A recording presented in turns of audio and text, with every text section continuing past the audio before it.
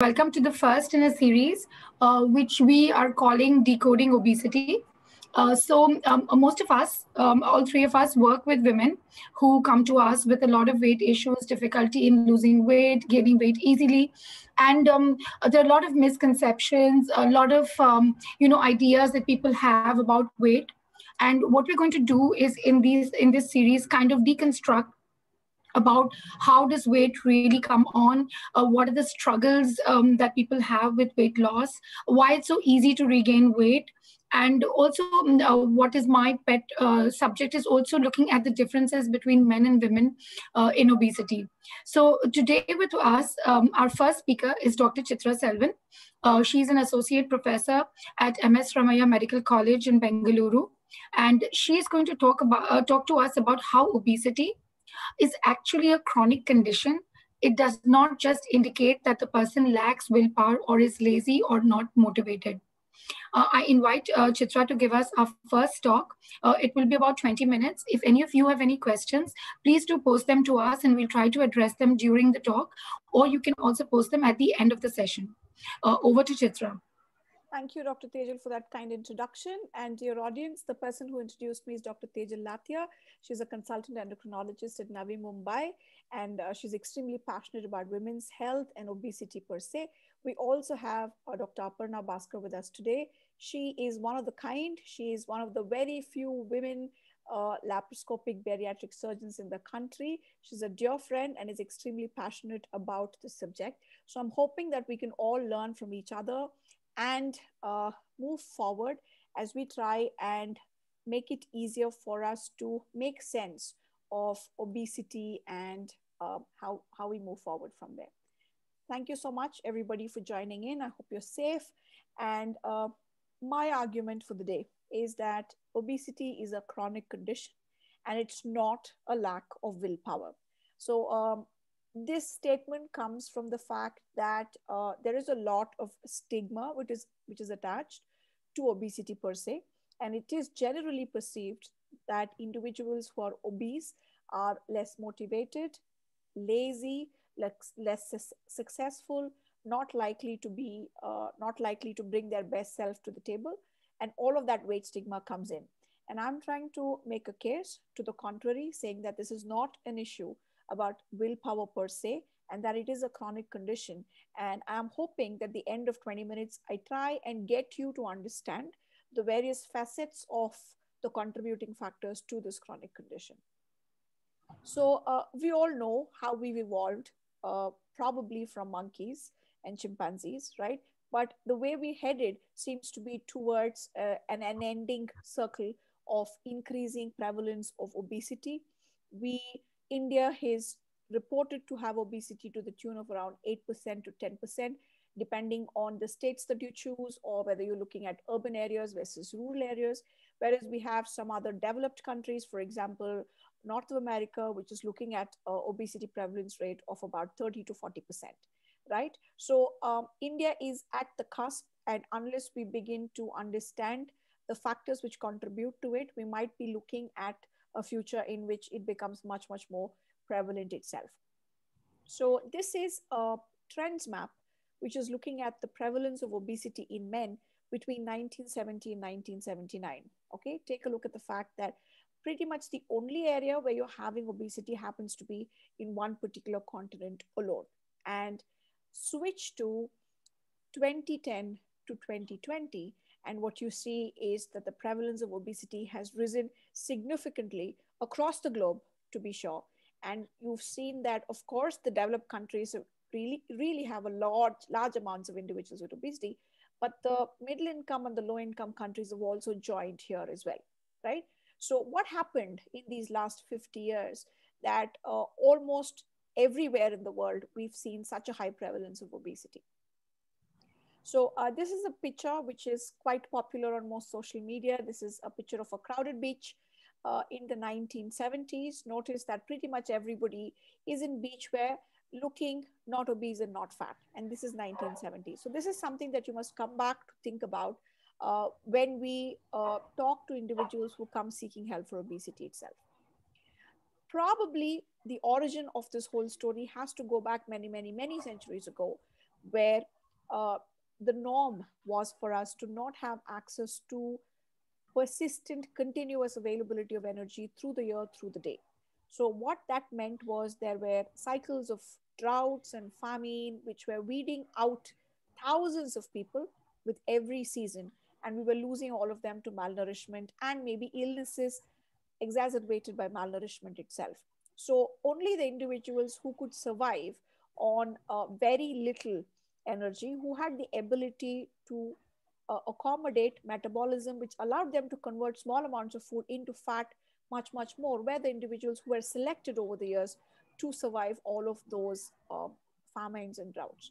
And suddenly, in the last, let's say, 50 years to 100 years, we've had an explosion of the availability of nutrition to these individuals who have been wired to convert small amounts of energy into huge amounts of energy stores. This is what is referred to as the thrifty gene theory or the thrifty genotype hypothesis. So, all of us are wired to convert even small amounts of food into fat and switch them into an environment where you have lots and lots of food available. Of course, all of our genes are going to lead us towards obesity. So, there has been no surprise here, especially for people who are looking at trends of how evolution works, that this has happened at all. There are also other factors which all of us experience while we are in the wombs of our mothers, which could potentially affect the way we metabolize energy. For example, if the mother is experiencing undernutrition for any reason, it leads to the child being growth retarded, which in turn makes that child go into the same thrifty genotype setup where whatever little bit of energy is available to the child after it is born in the world is converted into fat itself. So that's exactly why the paradox of increasing obesity exists in a country like India, right? So we have this double whammy of both malnourishment at both ends, be it undernourishment or overnourishment. So mothers who are not gaining enough weight or not getting enough adequate energy during pregnancy give rise to children who are scrawny, who manage to gain more weight just after they're born, thanks to the environment they're born into, and end up as adults who are predisposed to obesity and diabetes. But probably the bigger change which has happened in the last few years is the fact that there has been an industrial revolution which increased our access to food. There was change in agricultural techniques which helped us to expand the amount of grains that we can grow. But also it meant that we were outsourcing our food to industry which was trying to make money of us. So whenever you have anybody who's making food on a large scale like you see in the picture, they are definitely going to focus on other factors like how palatable is the food, how tasty is the food, how frequently is my audience going to come back to get this food again, how can I make more money out of this. And they're also going to probably think about how do I make it stay on the shelves for longer and not get spoiled. And nobody is going to think about the effect of this food on your health or body itself. So this is a snapshot from one of the website which has been tracking the portion size of food over the years. And you see that in the last few years in the US, in the fast food chains, the portion size has increased. And this is something which lots of policies have tried to address. I know Michelle Obama was trying to address this by restricting portion size and all of that. But also notice that even within the portion size, which is standardized, the amount of calories is also increasing, right? So you can have these additives that you can add in the form of fructose or cornstarch syrup, which is likely to add calories and make the food very, very tasty, which means that even if you're just eating out once a week or maybe twice a week, which seems like it is a reasonable thing to do in today's world, you could still be setting your health back significantly. And this is a simplified version of how food trigger our pleasure systems, right? So, sugar in a certain amount does make us happy and triggers our pleasure system, but there is a switch which goes off after you reach a point. You might have noticed that happening to yourself as well.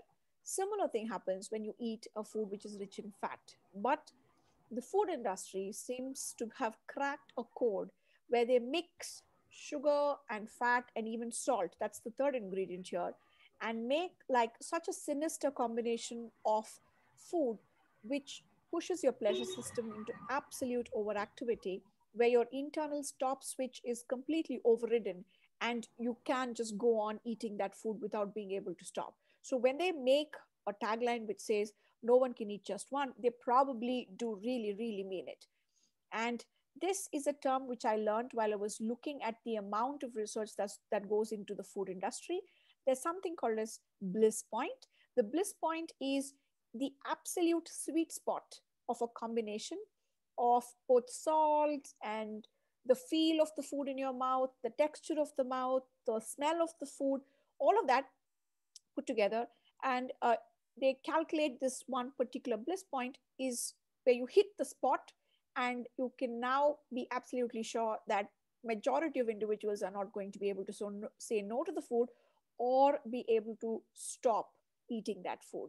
And if you're wondering what are all these foods which have very great bliss points, you will be amazed to learn that some of the very, very commonly used foods which you will find in your kitchen, your pantry, have very high bliss points. Something as benign as biscuits, of course, foods such as cakes, donuts, ice creams, chocolates, sweets. Less obvious bliss point foods are sauces, dressings, dips, bread, and cereal bar. All right. So these are the high bliss point foods. And so if you look at the amount of money that is expended for food advertising versus the money which is spent by health organizations for public health, there is roughly no match at all. They're spending much, much more of money on food advertisements, and they're getting their money back because they are getting people hooked to food itself. So you're constantly bombarded by images of food, bringing back memories of the experience you had when you had that food the last time, and making you reach out to those food again. So those are some of the things that we are subjected to. So much of research goes into the packaging, the color of the packaging. You must have seen the shops near schools. They are packed. There's research that goes into what level they should place their food, what colored the packages should be in. There's also research into the feel the food creates in your mouth, and it's everywhere. The distractions or the triggers for food is everywhere. It's there on television, it's there on the YouTube channels, it's there on, uh, let's say, streets, literally everywhere.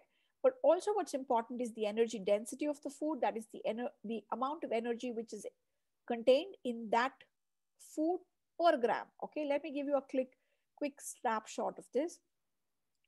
They've tried to put together a meal of 1,500 kilocalories. So if you're trying to look at healthy options of low energy dense food, look at the amount of food that is on that plate.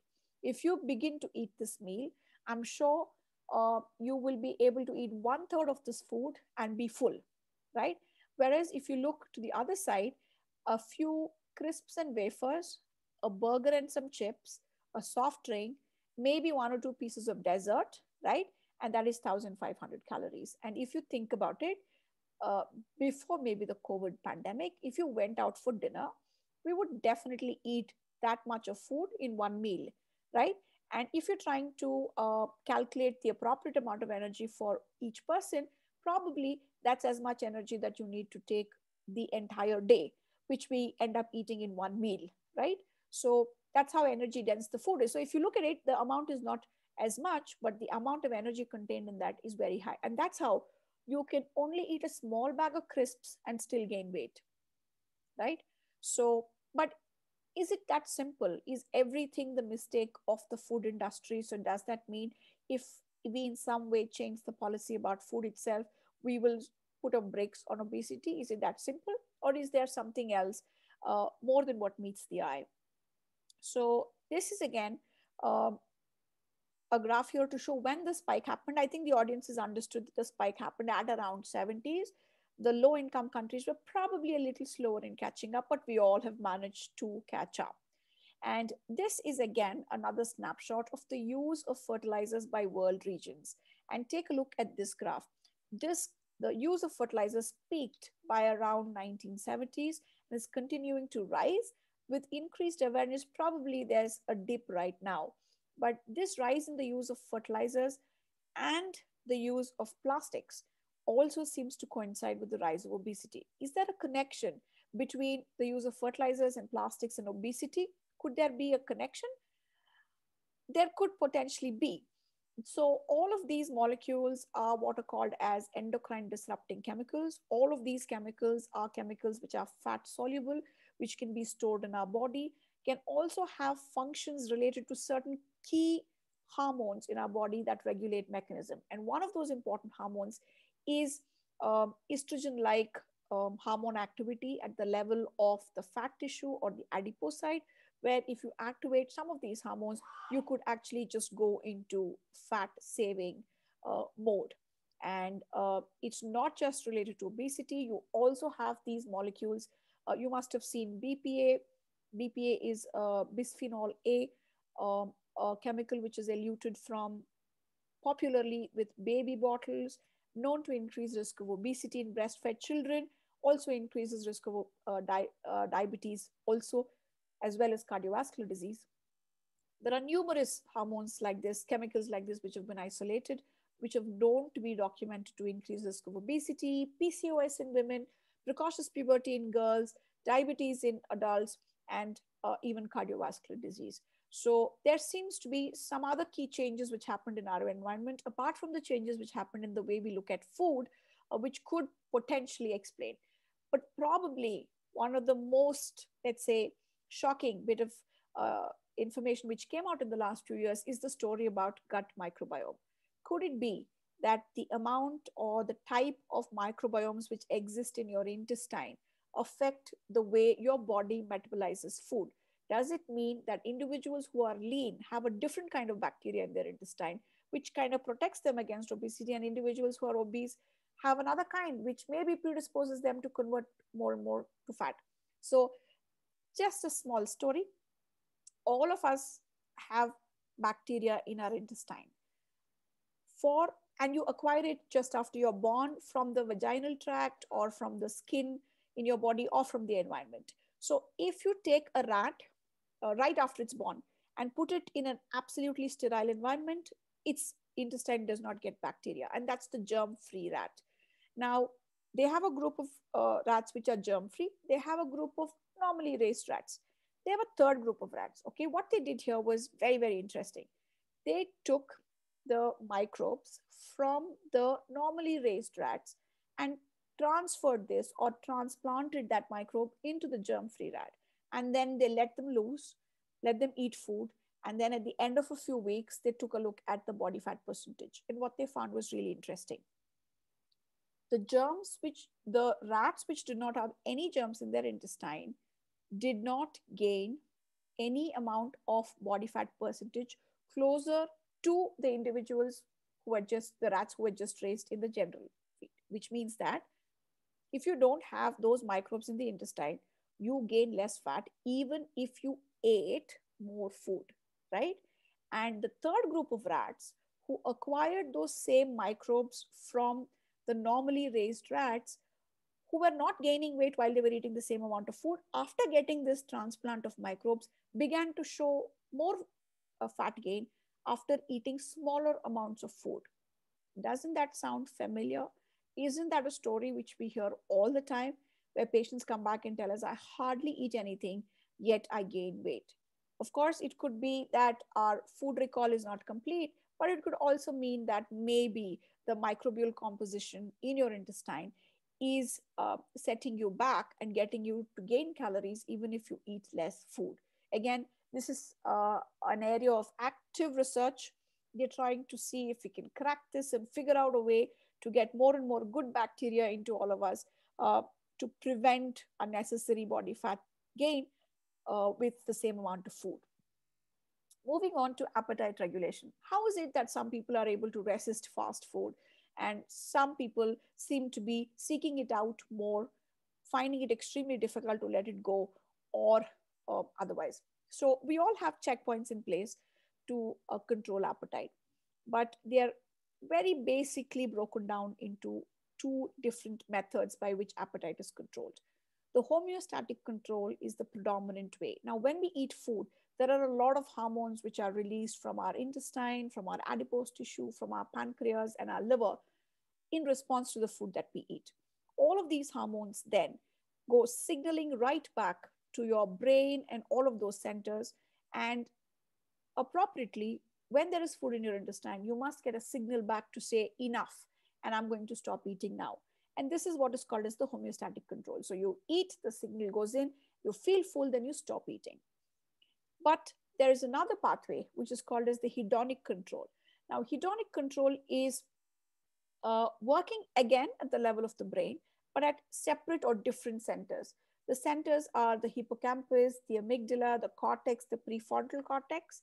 And here, even though these hormonal signals are released after you eat food, in the hedonic control pathway, that feedback to say, enough, I'm feeling full, I'm going to stop eating, doesn't quite work as simply as that. That is because in the hedonic pathway, the trigger for eating is pleasure, right? So when you have eaten and it has given you pleasure at those centers like cortex and prefrontal cortex, which are so tightly intertwined with emotions and pleasure and all of that, there, after you eat, it gives you pleasure, you feel good, you go back to seek it, you eat again, and you feel good. And then it is a cycle which can really spin out of control. And you must have heard, it must have happened to you, or you must have heard somebody tell you that I started with one cookie, but I ended up eating the whole pack, right? So that's the hedonic pathway of where the normal mechanism of how, where you eat, feel full, and then you stop eating is kind of set off by the fact that it is giving you pleasure and you tend to eat more. So this is probably the biggest breakthrough which has happened. So if you're going down that hedonic pathway, it's very easy to stick there. And that's exactly why when somebody is giving you diet advice, they are very likely to tell you, don't eat the junk at all, like completely swipe the junk out, right? They say that because once if you start down that hedonic pathway, and if that pathway has been strengthened over time, it might be difficult to eat just one chip and stop after that. But normally, if you are at a set body pain, your body is supposed to signal you to stop eating. The second question which keeps getting asked is, I have been at 82 kgs for the last 5 years. I'm exercising, I'm eating right, and yet I'm not able to lose weight at all. The answer to that question is that there is a set point in our body, and your hypothalamus or your body will make sure that it stays at that weight. Now, every time you work hard and you lose 1 or 2 kgs, your body senses it as a trigger where it needs to respond. It feels you're in danger. So it produces these counter regulatory hormones uh, to push your weight back to 82 because your body perceives 82 as healthy or normal, right? And that's exactly why weight loss is so difficult. So while it's so easy to ride up your weight through the hedonic pathway, it makes it much, much more difficult for you to lose weight because there's a hypothalamic set point. So it seems like we're stuck between the devil and the deep sea. And of course, food is not just about hunger and calories and burning and expenditure and resting energy and all of that. Food is also a whole lot of emotions, right?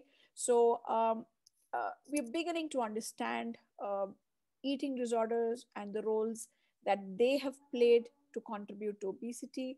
Eating disorders are not as uncommon as we think. They don't just affect women, and it's not just about anorexia and bulimia where you vomit or you don't eat or you exercise excessively. It's also binge eating. It also affects men, and it's more common than you and I would like to think or acknowledge. And binge eating is probably the most common eating disorder of the eating disorders that we know, right? And women are particularly susceptible. And one easy way to screen for it is women who are hypercritical about their looks, about their body and image, and who have dysmorphism about the way they are more susceptible to these eating disorders. And night eating syndrome is a disorder where you end up eating 25% or more of your total daily calories in the night, right? And that is night eating disorder. It is so much more common. It affects, if you just pause to ask, it affects the elderly, it affects the men, it affects the women, it affects the young, it affects all of us. It's very common. It's common in obese individuals, it's common in individuals who have depression, diabetes, and even in the general population, if you would just ask. what time do you sleep, how many days are you skipping sleep to have some me time, how many times are you likely to end up watching a series. Any connection between stress, sleep, and obesity? Yes, definitely yes. So when you're under chronic strain or when you are sleep deprived, you are likely to uh, make, let us say, not such great decisions when it comes to food. And there is evidence now from all the shift workers and all the, this is a study from firefighters, which looked at factors which contribute to obesity in them, to suggest that yes, your work of working through the night and not getting enough sleep could potentially contribute to obesity per se. So, quickly to summarize, I think I've managed to convince you that it's not just a lack of willpower. Uh, there is a huge component of it which is genetic, but there is a much, much more bigger change which has happened in our environment, which is just pushing all of us towards obesity per se. Yes, we've seen a huge change in the access to food, in the energy density of food, and the way food is advertised. There's also an increased endocrine disrupting chemicals in our world, in all the plastics that we use, in the chemicals that we use, in the cosmetics that we use, in the food additives that we have. Our body is wired to keep us at the weight that we are at, because our body perceives that as normal weight for us, and any loss of weight is perceived as a threat to the well-being of the individual. So your body fights you and prevents you from losing weight. The hedonic pathway of appetite regulation is where the normal enough let's stop eating satiety signal is overridden by the reward or the pleasure mechanism, which could potentially get you to continue to gain weight, especially when eating is driven by pleasure itself. Gut microbiome seems to be a new player in the schematics of how obesity is progressing. Of course, food is not just about calories, it's tightly regulated with emotions, and eating disorders are definitely more common than you and I would like to imagine. So, the first step towards any change is awareness of the factors which are contributing. And I think I might have added to the little bit of a little bit to the knowledge that you already had. And I'm hoping now that we learn more, and we'll pause to take questions right at the end. And with this topic being dealt with, I now invite Dr. Tejal Lathia to take over, and she will be talking to us about gender nutrition, as to how men and women handle food differently, and all the socio and the cultural factors which could explain uh, why obesity is different between men and women. It's an extremely interesting talk, and over to you, Dr. Tejal Lathia. So, Chitra, before you close your session, can I ask you a couple of questions? Sure. Because it goes with the flow of the talk. So, then does willpower have no role to play whatsoever? Because it seems that there are 100 reasons out there why we should gain weight. So, yeah, tell me what you think. Right. So I think more than willpower, it is about understanding. Uh, so this conversation was important to have, to tell you that yes, if you're not paying attention, it's not even about willpower. If you're not paying attention to how this is going to pan out, we are going to end up gaining weight whether we like it or not, right? So it has happened to us, right? When work gets the better of us, when we don't have the time to get enough sleep or exercise, we all gain 1 or 2 kgs in that bit. So being aware of all of this should tell us that we should be paying attention. But it is not just about saying I will eat one chip and I will stop, right? So when I'm aware that the food industry is designing food to get me to eat more, I'm going to be more careful with having access to these processed food. I'm also going to make sure that I maybe get my exercise every day, right? Understanding that we're sitting most of the day. So it's more about what you want for yourself from your life than about willpower. Do you have another thought process? Can I come in here? Sure. So I think we need to reduce the emphasis on willpower when we talk about any chronic condition, because it kind of brings in a lot of judgment, which probably is not correct. And obesity per se already suffers from a lot of judgment from people. So I think we need to treat it like any other chronic disease. So you must be treating a lot of patients with diabetes, and with or without willpower, ultimately the disease does end up progressing. In some people, it may be more aggressive, and some it may not be that aggressive. So that would be my take on it. So willpower, yes, in every aspect of life, we need to have some degree of willpower. But in obesity, I think it's really overemphasized. Right. And I think I liked what you said, Chitra, that the fact that you spoke about all these things tell us that there are some things we are beyond our control, like maybe exposure to pesticides and fertilizers and having genetics which predispose you to weight, but also at the same time being aware of those things that predispose you to weight gain, like the advertising and the hedonistic pathway and not, eating for pleasure. So I think it's a mix of both, that some things are truly beyond our control, but there are some things, the minute you become aware of them, you do manage to have a degree of control over them. Yes. I also had one last question. So when you speak about night eating, this seems to be something which is almost unique to India, I think, because most people in Western countries have dinner by 6 and they're off to bed by 8, while we are like this family gathering at 10 o'clock in the night and bring it on, and everybody eating their full. um, uh, how much do you think, what is the psychological component of emotional eating disorders and all of that? So yes, so I'm not really sure if eating dinner together very late in the night, 10 o'clock or 11 o'clock, can quite be called night eating syndrome. In the traditional way that night eating syndrome is defined, it is the eating that you do, let us say, after you finished your breakfast, lunch, dinner. So you think in your head that, yes, I'm done with the eating for the day. But it's the time you sit down to maybe catch a movie on TV or watch a series on one of your streaming platforms, and you count that as me time, and you've had a rough day, so you want to do something nice for yourself. So there's a stack of something which is your favorite that you reach out to. You start with one, but usually the watching goes on for about 30 minutes or more, and you're likely to demolish at least one or two sections of those. Now this I thought was probably common in young adults because they tend to be up mostly in the night. It's so common in mothers of young children, because that's the time they find for themselves, and they're like, this is my time, no rules, I get to do what I want to do, and I'm being nice to myself by eating my favorite food and watching my favorite series. Almost like I've all day I have behaved right, so I'm going to now do what I want.